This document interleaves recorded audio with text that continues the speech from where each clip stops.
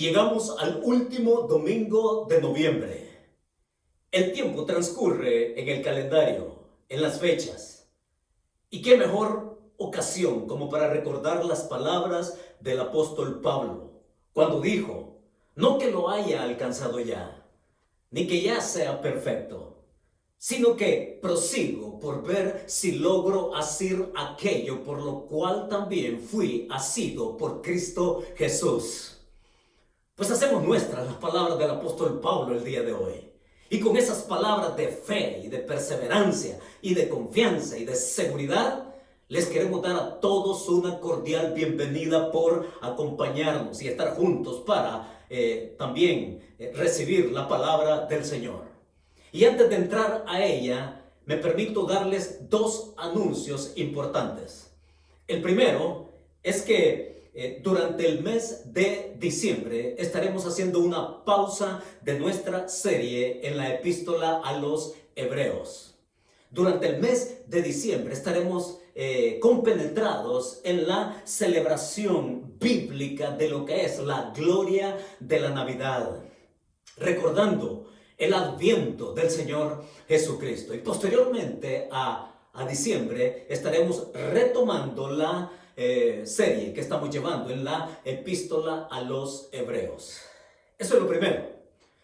Lo segundo también que deseo hacer de su conocimiento es que esta semana sufrí un ataque al corazón y quería compartírselos. Sí, un ataque directo al corazón, pero de gozo, de gratitud, no al miocardio, de gozo y de gratitud por esta noticia que quiero compartirles. Recibimos noticias de las familias que fueron bendecidas, beneficiadas con el cargamento de provisiones que enviamos en el mes de octubre. Finalmente, el cargamento llegó y todas estas familias fueron bendecidas de una manera muy especial. Que sirva esto para agradecer a toda la familia Cornerstone en español y en inglés de esa bendición que ya está en manos, en las familias de todas aquellas que fueron beneficiadas. Así que mandamos un saludo desde acá, desde el sur de California. Mandamos un saludo a todos los que nos sintonizan allá en Venezuela. Así que pueden seguirnos y pueden conocernos y gustar con nosotros lo que hacemos acá domingo a domingo, que es caminar a la luz de la palabra de Dios. Y eso es lo que queremos hacer en este momento. Les invito a que me acompañen en esta oración para ir de fondo ya a la Escritura. Y decimos juntos, Señor, en este momento dispongo mi corazón y mi voluntad para ser oidor y cumplidor de tu palabra en obediencia. Guíame con tu Espíritu Santo para ser transformado a la imagen de tu Hijo. Que así sea. Francis Scott, abogado de 35 años, se consideraba a sí mismo un patriota. Y por eso es que él fue y se enroló en el ejército para pelear contra el Reino Unido. Sin embargo, durante la guerra, él fue capturado y llevado prisionero a uno de los barcos de la Armada Británica. Y desde ahí, él vio como prisionero cómo la Armada Británica bombardeaba el fuerte McHenry. Y durante toda la noche él oyó las bombas que caían y reventaban el fuerte McHenry. A la mañana siguiente, con la claridad del día, él vio todo el destrozo que ocasionó aquel bombardeo. Sin embargo, él vio que la bandera de los Estados Unidos se mantuvo erguida, levantada, con el pendón muy en alto. Y en ese momento él tuvo la inspiración de escribir un poema. Esos momentos inspiradores, sí, que llevan a cualquiera y que ha llevado a cualquiera de nosotros a escribir un poema a alguien. Pues él escribió este poema y este poema posteriormente vino a ser un canto que también se canta en todos los Estados Unidos, en eventos oficiales, competencias, escuelas, etc.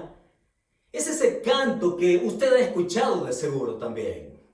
Es ese canto que dice: Oh, say, can you see by the dawn's early light what so proudly we hailed at the twilight's last gleaming, whose broad stripes and bright stars through the perilous fight o'er the ramparts we watch, were so gallantly streaming, and the rocket's red glare, the bombs bursting in air, gave proof through the night that our flag was still there.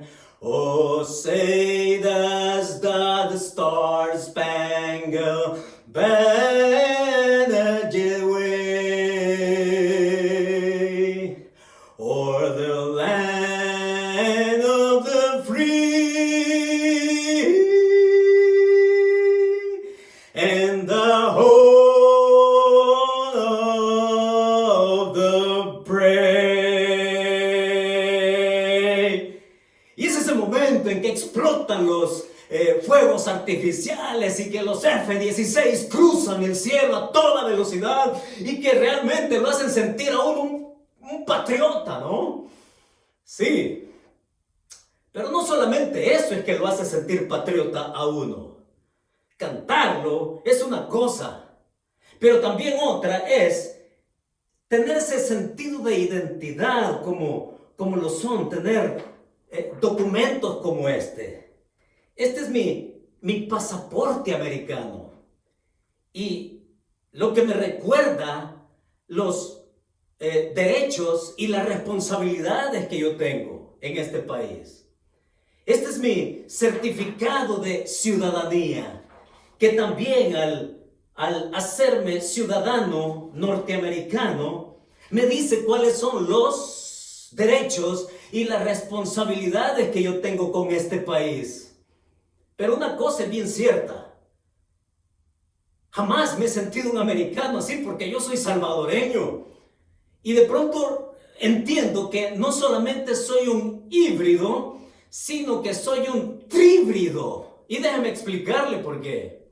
Porque aun cuando vivo acá en Estados Unidos, y aun cuando tengo documentos que me recuerdan mis derechos y mis responsabilidades, yo me considero salvadoreño criollo. Y les puedo decir que por estas venas corre sangre de Chaperno y de Copinol. Miren, por mucho que Estados Unidos sea hermoso, bonito, porque lo es, hombre, todo Estados Unidos no se compara a mi bella ciudad de Suchitoto, tierra de infancia, ciudad de calles empedradas, de travesuras y de pies descalzos. Sí, yo me considero alguien que está aquí, pero que mi corazón está allá. Y así podríamos preguntarle a un mexicano, a un chileno, a un argentino: estamos aquí, pero nuestro corazón está allá. Y cuando pensamos en esto, a la luz de la Biblia, me doy cuenta también que cuando digo que soy híbrido, es que soy salvadoreño, soy norteamericano por mis papeles, pero que la Biblia me lleva a otra dimensión de lo que en realidad yo soy, y lo que la Escritura nos va a decir el día de hoy es que nosotros somos extranjeros y peregrinos en este mundo. Extranjeros y peregrinos que estamos de paso por esta tierra. Y la Escritura a los hebreos hoy, en este último domingo de noviembre, nos quiere invitar a que nos demos cuenta dónde es que nosotros estamos caminando de una manera transitoria, y que dónde verdaderamente está nuestra ciudadanía en el cielo. Quiero llevarles allá a Hebreos capítulo 11. Hebreos capítulo 11, y los versos que vamos a ver ahora son del 11 al 22. Y de pronto yo estaba pensando, ¿cómo es que bautizamos este mensaje? ¿Cómo lo llamo? Y se me ocurrió, dada la evidencia que tengo yo y que aprendo en la escritura, le puse como título Código Postal 24356. Ese es el título del mensaje el día de hoy. Código Postal 24356. Y usted preguntará, ¿y eso qué significa? ¿Cuál es ese código postal? Bueno, son los números que en su celular describen esas letras que al juntar estos números, al marcarlos, usted forma la palabra cielo. Sí, nuestro código postal es el cielo. No es esta tierra. No es de donde yo vengo, allá en El Salvador, o donde usted sea de su país. Ni porque estemos viviendo acá. Nuestro código postal como cristianos, como hijos de Dios, que entendemos claramente que estamos de paso por esta tierra, nuestro real código postal es el 24356, igual a cielo. Vamos a Hebreos capítulo 11, donde vemos los principios que ahora el escritor quiere compartir con nosotros. Y el contexto de la epístola, especialmente en el capítulo 11, hemos venido hablando ya que la fe de perseverancia es la que Dios aprueba. La fe de perseverancia es la que Dios aprueba.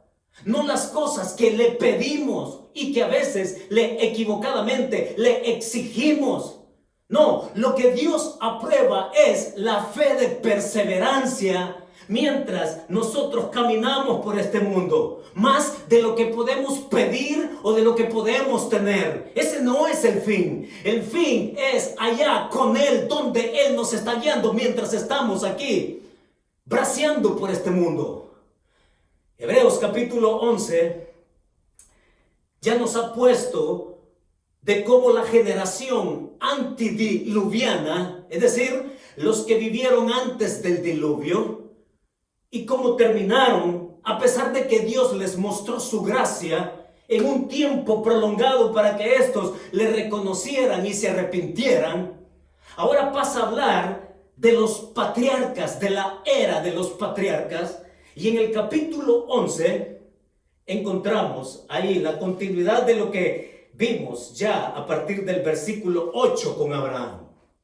En el versículo 11 y verso al 16 encontramos lo siguiente. Ya en la época de los patriarcas, oiga lo que dice: por la fe también la misma Sara, siendo estéril, recibió fuerza para concebir y dio a luz aún fuera del tiempo de la edad, porque creyó que era fiel quien lo había prometido.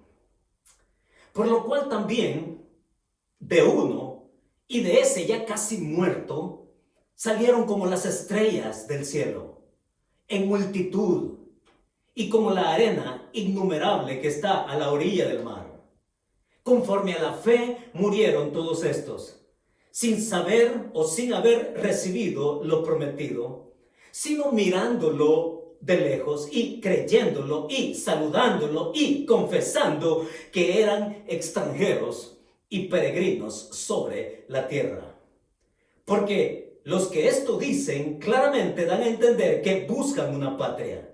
Pues si hubiesen estado pensando en aquella de donde salieron, ciertamente tenían tiempo de volver.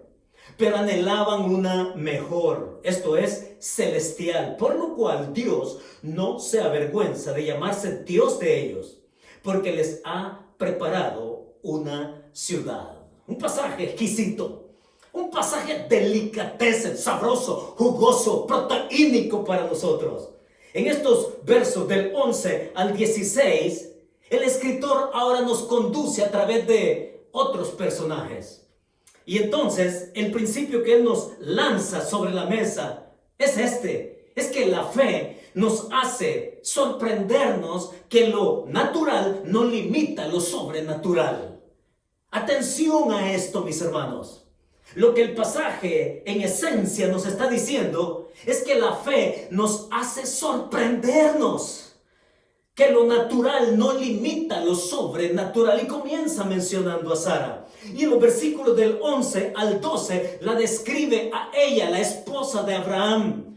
Esta mujer que teniendo fe, siendo estéril, siendo anciana, recibió fuerza para concebir. Y esto es interesante porque cuando vamos al relato del Génesis, en donde se nos cuenta de la vida de Sara, ya era una mujer de avanzada edad. Y también con el agravante de que era estéril. Con el sobreagravante de que también su esposo era ya anciano.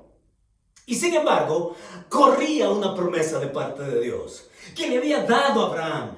Y le había dicho, haré de ti una nación grande. Y por supuesto, eso requería que hubiera un heredero. Y ese heredero, aun cuando él hizo su esfuerzo humano para entender la lógica de lo que podría ser tener descendencia, es Dios quien nos sorprende. Quien nos sorprende cuando a su edad y a la edad de su esposa y con el sobreagravante de que ella era estéril, esta mujer milagrosamente, Dios dice acá, le dio fuerza para concebir. Es curioso, pero dice que por la fe Sara. Pero cuando vamos a Génesis capítulo 17, donde Dios le marca la promesa, y cuando vemos cómo allá se descubre esta promesa que se cumple, oiga, hay promesas que se cumplen durante el tiempo de nuestra vida. Otras promesas que se cumplen ya después de que nosotros ya no estamos en este mundo. Así es que cuando llega el momento, allá en el Génesis capítulo 17, 18, 19, se nos habla de aquellos forasteros que llegaron a las tiendas de Abraham y que ahí le comunican a él, le aseveran y le reafirman la promesa que Dios le ha dado de un heredero y le dicen que por este tiempo, el próximo año, tu esposa te va a dar un hijo.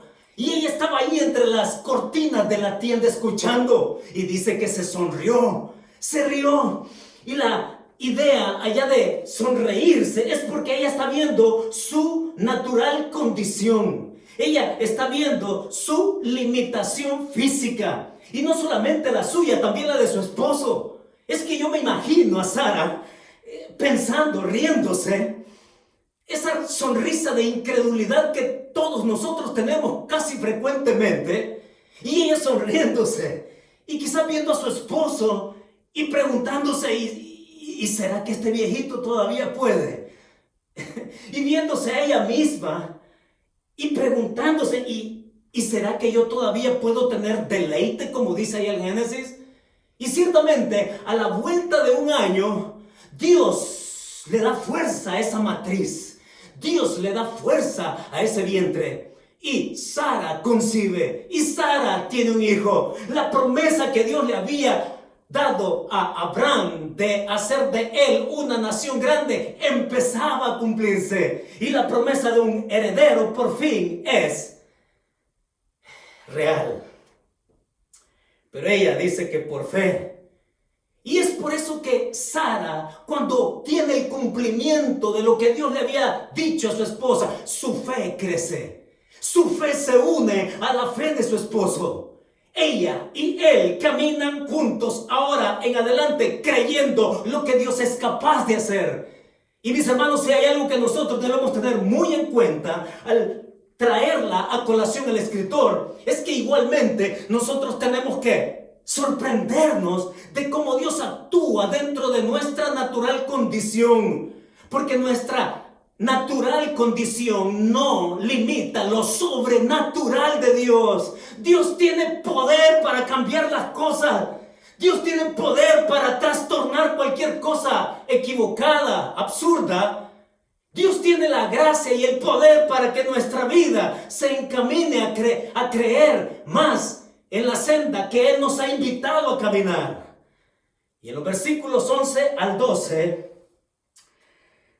ahí nos presentan a Sara. Esta mujer que aprende a creer y a crecer también. En los versos 13 al 16 dice que estos murieron y algunas promesas como la del heredero se cumplieron. Pero no todas las promesas se cumplieron porque la promesa de una tierra todavía iba a quedar pendiente. Verso 13, conforme a la fe, murieron todos estos sin haber recibido lo que se les prometió. Y cuando dice todos estos, es porque estamos hablando de Abraham, estamos hablando de Noé, estamos hablando de Matusalén, estamos hablando de todos estos mencionados anteriormente. Es este escritor que nos dice que sin embargo cuando no se cumplió la promesa de inmediato de tener una tierra, dice que ellos de lejos la saludaron por fe, esperaban una ciudad y aun cuando no la tuvieron, ellos la saludaron y la saludaron a la distancia y la saludaron desde el mismo lugar donde ellos se encontraban y ellos creyendo y creciendo desde sus circunstancias naturales. Ahí dice que ellos perseveraron como extranjeros y peregrinos. Esta palabra me gusta. Me gusta porque la tenemos que diferenciar. ¿Qué significa ser peregrino y extranjero? Diferente a lo que es ser un errante. Un errante es alguien que vaga sin un destino. Es alguien que vaga sin un propósito. Es alguien que va, que camina y que queda donde el día se lo encuentre, pero sin ir más allá, sin anhelar más allá que lo mismo de cada día, sin sentido, sin propósito, sin destino, sin seguridad. Pero la diferencia entre un errante y un peregrino y un extranjero es que el extranjero sabe que está de paso. El extranjero sabe que está en camino hacia un lugar. El peregrino sabe que hay un destino que es seguro. Y la gran diferencia entre estos que tienen fe es que la fe, mis hermanos, nos hace a nosotros estar seguros de lo mismo. Somos peregrinos. Este mundo no es nuestro hogar. Este mundo solamente es el escenario transitorio nuestro. Y para alguien que camina sin fe, es alguien que camina sin esperanza, es como un errante que no sabe qué hay más allá de la vida, qué hay más allá de la muerte. Es un errante que no le encuentra sentido si es que primero no arregla su situación con Dios a través de su Hijo Jesucristo. Es el gran todo de la epístola que el escritor nos comparte. En los versículos del 11 al 16, entonces él dice ahí en el 16, pero anhelaban una mejor ciudad. Esto es celestial. Es Dios el que promete. Y es que es un eco desde el Antiguo Testamento. Es un eco de las palabras que también escuchamos y leemos del mismo Señor Jesucristo en Juan 14. Allá donde el Señor les dice, no tengan miedo. Creed en Dios. Creed también en mí. En la casa de mi Padre muchas moradas hay. Si así no fuera, yo os lo hubiera dicho. Voy pues a preparar lugar para vosotros. Y si me fuere, regresaré a vosotros y os tomaré a mí mismo para que donde yo esté, vosotros también estéis. Las mismas palabras del Hijo de Dios son aquellas que Dios le dice a los personajes antiguos testamentarios en sus diferentes épocas. Ven conmigo, conóceme. Ven conmigo, aprende quién soy yo. Descúbreme. Y entonces yo, por la fe que tú has puesto en mí, te voy a mostrar cosas grandes. Y como lo dice allá Jeremías, cosas grandes y ocultas que tú no conoces. Aprende a conocerme. Te invito a caminar conmigo para que me descubras, para que me conozcas, para que tengas fe y para que tu fe se base en un escenario transitorio, pero viendo hacia un destino que yo te prometo. Así es, hermanos. En el versículo 16, mire qué manera de decirlo. Por lo cual Dios no se avergüenza de llamarse Dios de ellos. ¿Qué significa esto? Es una figura de lenguaje muy especial. Lo hemos dicho en repetidas ocasiones. Es lo opuesto de lo que se está diciendo acá.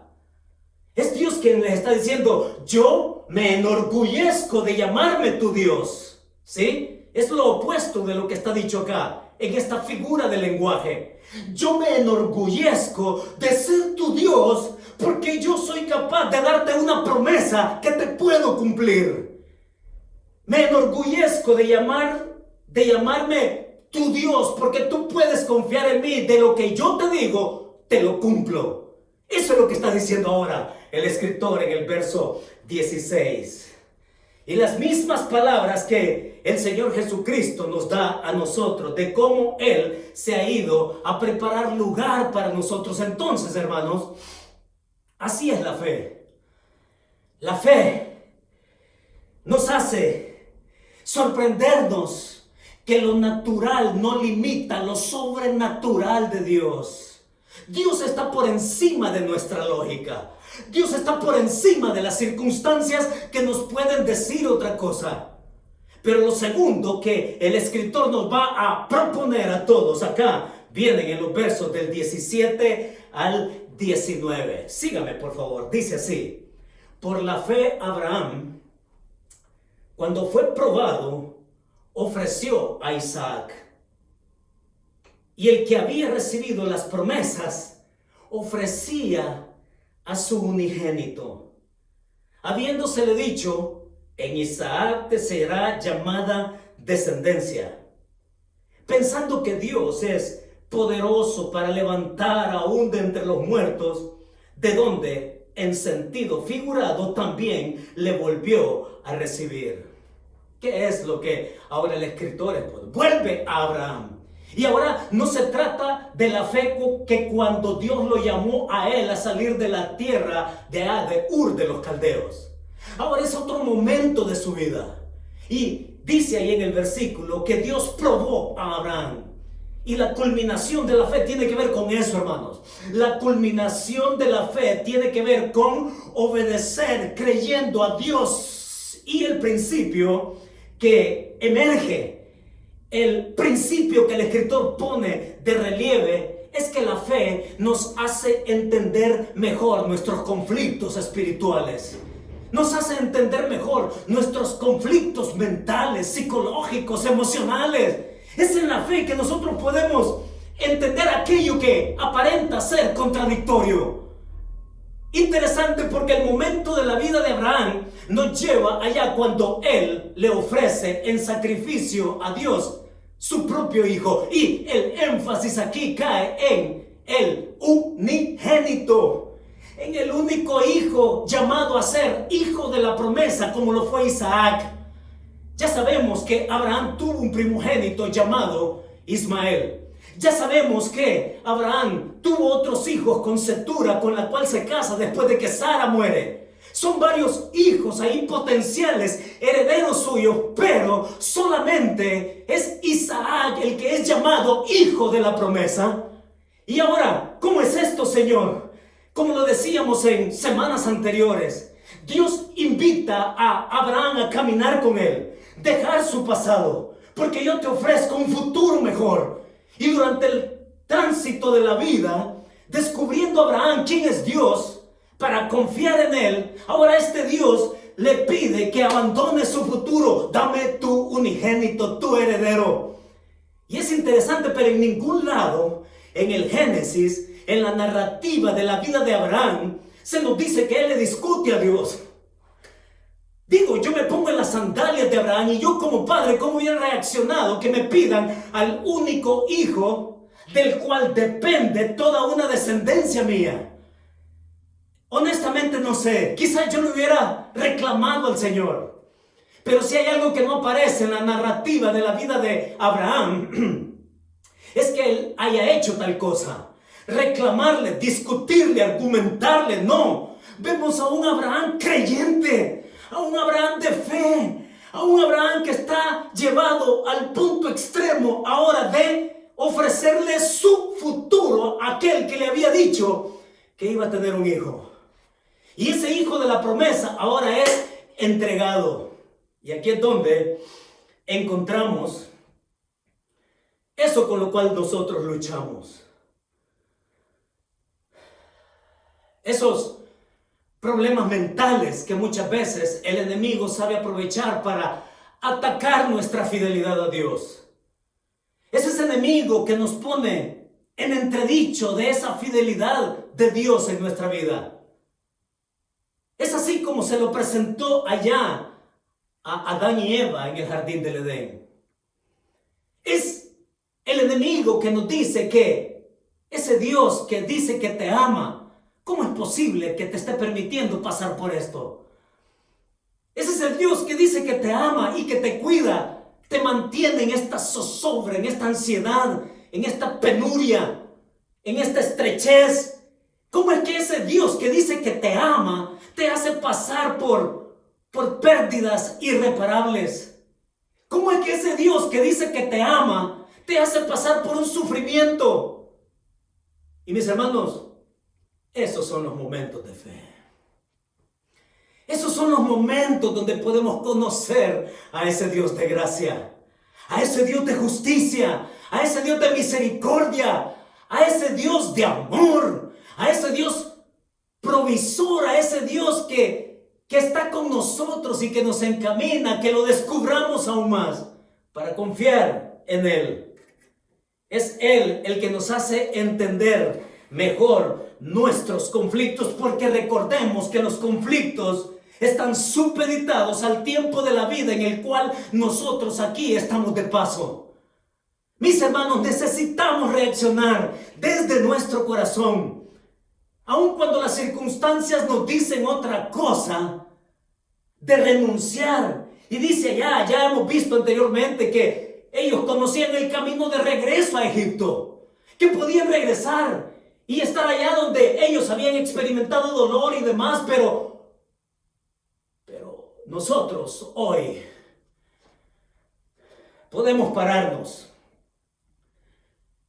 y podemos imitar a Abraham, el padre de la fe, el que estuvo dispuesto en el punto más extremo de su vida para confiarle el heredero. Y qué interesante.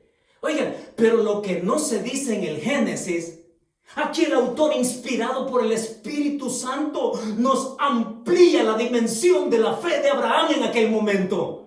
Porque en el verso, dice en el verso 19, pensando que Dios es poderoso para levantar aún de entre los muertos, de donde en sentido figurado también lo volvió a recibir.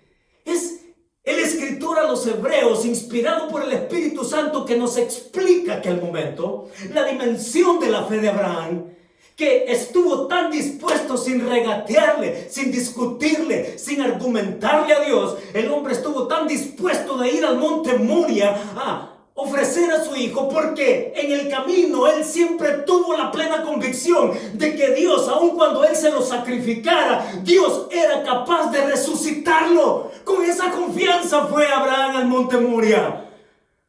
Sí. ¿Cómo comparamos nuestros conflictos a la par suya? Digo, a la par de Abraham. ¿Cómo comparo yo mis conflictos a la par de este hombre? Y ciertamente tengo que pararme, tengo que quitarme el sombrero y tengo que aplaudirle, porque es un hombre que nos modela con todo y sus debilidades. Es un hombre que nos modela conocer a Dios primero para seguir confiando en Él. Él se proveerá de sacrificio, mijo, le dijo a Isaac cuando iban camino al Moria. Él se proveerá, mijo.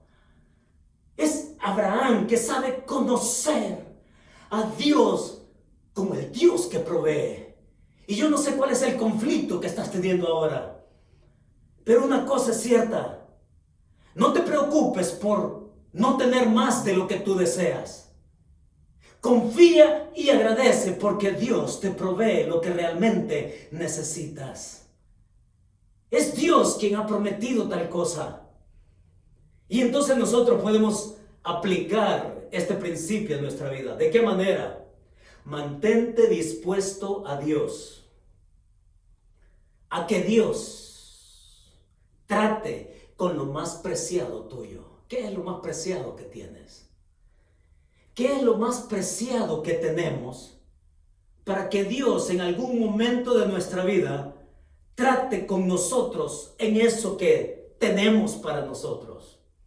Y que Dios te dice, ofrécemelo. Y que te pones en el punto extremo entre la espada y la promesa. Entre la espada y la promesa. De confiar y de decir, Señor, en esto que es extremo para mí hacerlo, permíteme confiar en ti. Permíteme conocerte más. Y así es como el autor nos encamina al cierre de esta parte de este mensaje. En los versículos del 20 al 22 encontramos otra cosa. Y nos lleva a otro momento de la historia de los patriarcas. Y dice, por la fe bendijo Isaac a Jacob y a Esaú, respecto a cosas venideras. Por la fe Jacob, al morir, bendijo a cada uno de los hijos de José y adoró apoyado sobre el extremo de su bordón. Por la fe José, al morir, mencionó la salida de los hijos de Israel, esto es de Egipto, y dio mandamiento acerca de sus huesos. Otro momento en la historia de la vida de esta familia. Abraham, Isaac, Jacob, Esaú, José, y todo se circunscribe a lo que está sucediendo en esta familia patriarcal, en la era patriarcal. Y es aquí donde él menciona que por la fe bendijo Isaac a Jacob. Y en estos versos del 20 al 22, el escritor nos pone ante una situación inevitable, mis hermanos. Porque acá el autor está haciendo alusión a la muerte. Y entonces el autor, el principio, lo que nos da como principio es que la fe nos hace enfrentar la muerte con dignidad. Sí, en la confianza de las promesas que Dios nos ha dado. La fe nos hace enfrentar la muerte con dignidad, hermanos. Con dignidad en la confianza de las promesas que Dios nos ha dado. Y a eso se refieren los versos del 20 al 22. Y es interesante, pero cuando usted lee Génesis capítulo 50, le invito a que usted lea Génesis capítulo 50, para que usted se dé cuenta cómo termina el libro de Génesis. Y el libro de Génesis capítulo 50 termina con dos muertes. Allá se habla de la muerte de Jacob.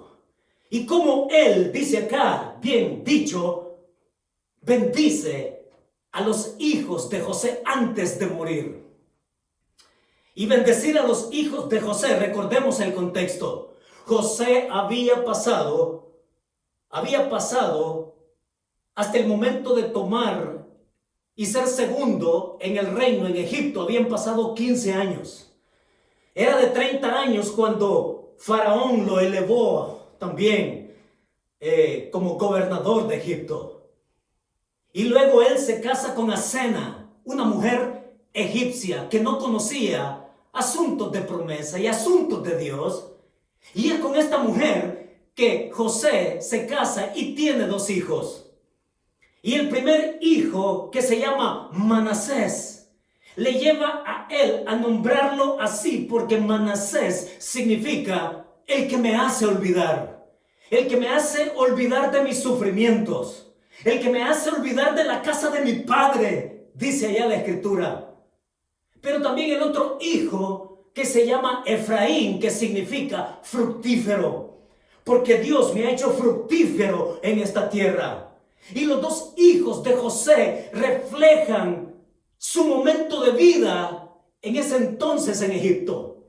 Y es Jacob el que dice que bendice a los hijos de José. Qué interesante, ¿por qué específicamente tiene que hablar que Jacob, ya viejo, antes de morir, ahí en Génesis capítulo 50, se dedica a bendecir a estos dos muchachos, a Manasés y a Efraín?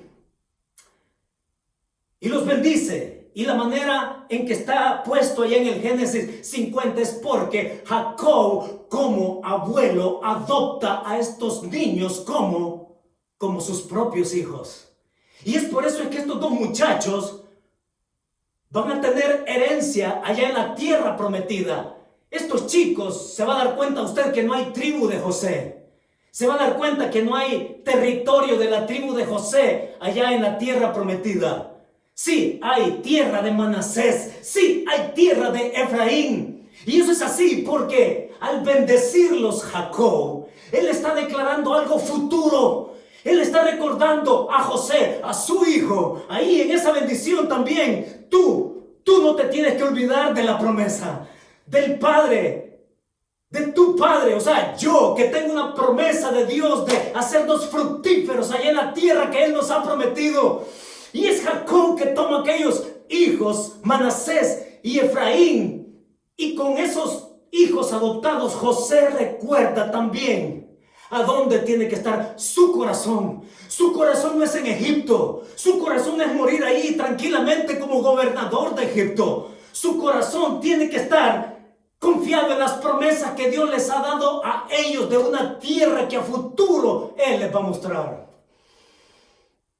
Y es por eso que acá el escritor nos amplía la narrativa y dice que por eso José después, él dice a los hijos de Israel que en lo sucesivo, a la siguiente generación, les dice que cuando él muera, lo embalsamen al estilo egipcio y que lo lleven sus huesos. Cuando ese momento llegue, está diciendo ahí el escritor, cuando ese momento llegue, yo quiero que mis huesos vayan allá a la tierra que Dios nos ha prometido como nación.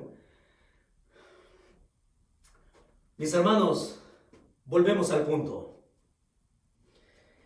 Hay promesas que se van a cumplir durante el tiempo nosotros transitemos por esta tierra. Pero hay promesas que se van a cumplir hasta después que ya no estemos acá. Y entonces esto no es un cuentecito de Camino Real. Decir que nuestro código postal no es Estados Unidos, no es tu país. Como hijos de Dios somos patriotas celestiales. Como hijos de Dios tenemos un zip code que es allá, no acá. Somos peregrinos y extranjeros que nos encaminamos hacia el destino que Dios tiene preparado para nosotros en su Hijo Jesucristo. Es en Él entonces que nosotros podemos esperar que algunas promesas de Dios se cumplan acá. Y las promesas, mis hermanos, no necesariamente tienen que ver con asuntos materiales. Sí, cuando Él ha dicho que yo voy a fortalecerte, esa es una promesa que usted puede tener ahora mismo en cualquier conflicto que esté pasando, en cualquier momento extremo donde usted necesite paz. Entonces usted puede tener con su fe, una explicación real de lo que Él ha dicho. Mi paz os dejo, mi paz os doy. Yo no os la doy como el mundo la da. Es Dios quien quiere cumplir promesas. Y mientras cumple unas y otras quedan pendientes, como lo es morir y llegar a esa ciudad celestial, podemos saludarla desde la distancia. Podemos saludarla desde nuestro peregrinaje. Podemos saludarla desde el sitio en donde nos encontremos en este momento de nuestra vida. Y podemos nosotros seguir confiando.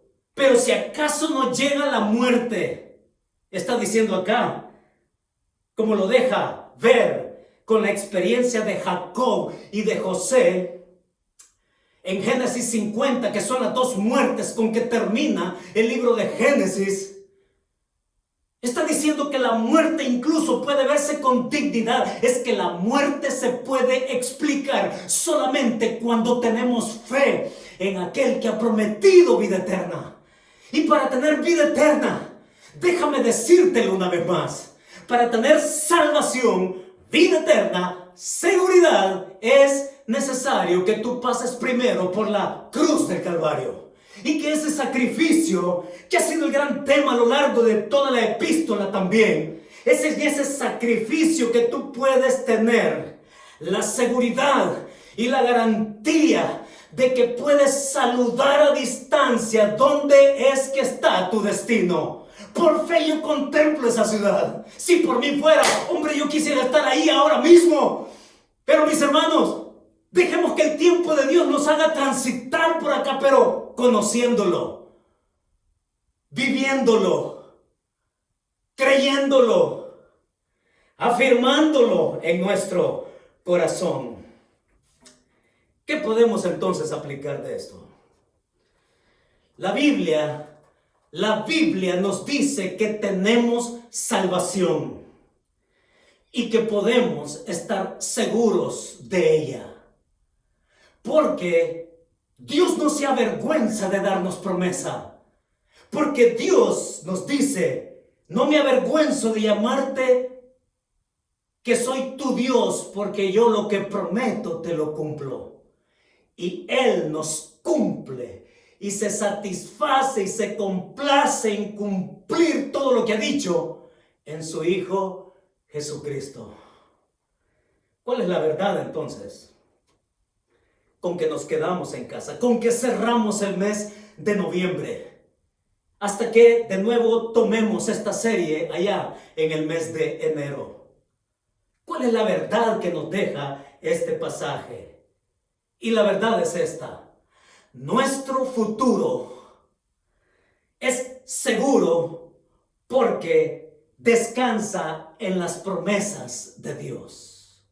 Nuestro futuro es seguro porque descansa en las promesas de Dios. Y mientras no llegamos ahí, lo saludamos desde acá.